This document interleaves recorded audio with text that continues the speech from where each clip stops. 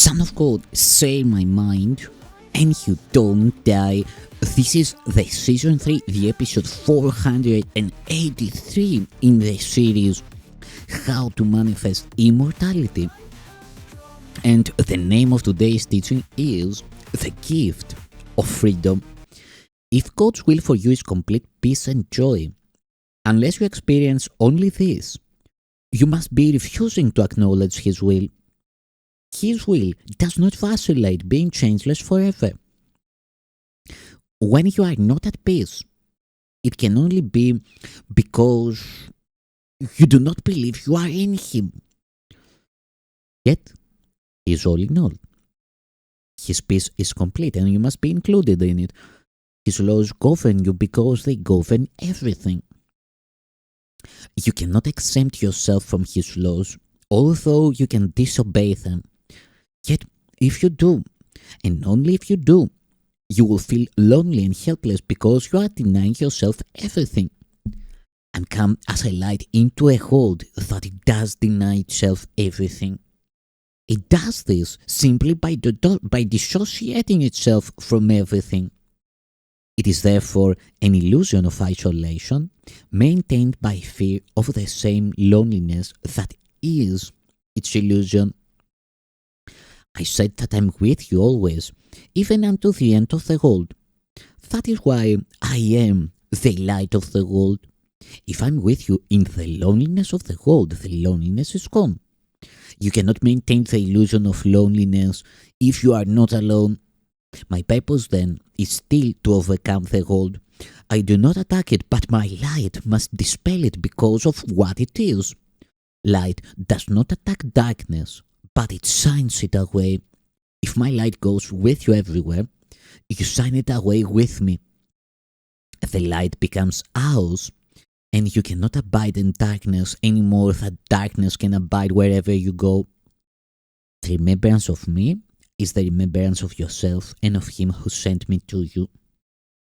You were in darkness until God's will was done completely by any part of the sonship. When this was done, it was perfectly accomplished by all. How else could it be perfectly accomplished?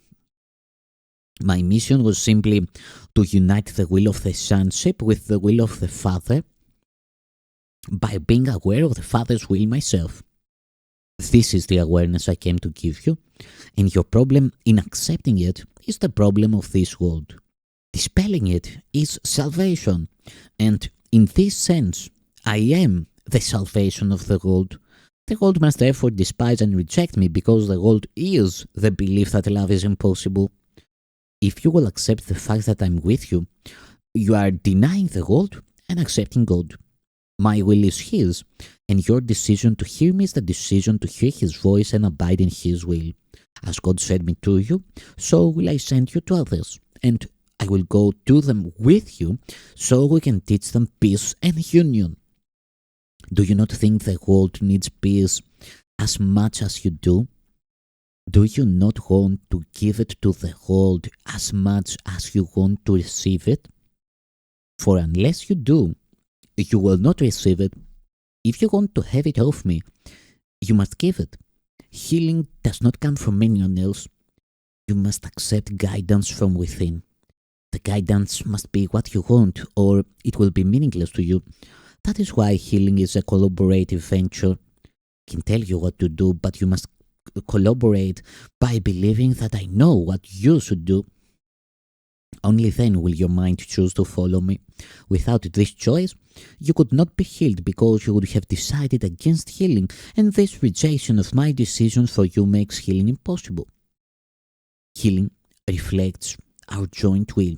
This is obvious when you consider what healing is for. Healing is the way in which the separation is overcome. Separation is overcome by union. It cannot be overcome by separating. The decision to unite must be unequivocal, or the mind itself is divided and not whole. Your mind is the means by which you determine your own condition because mind is the mechanism of decision.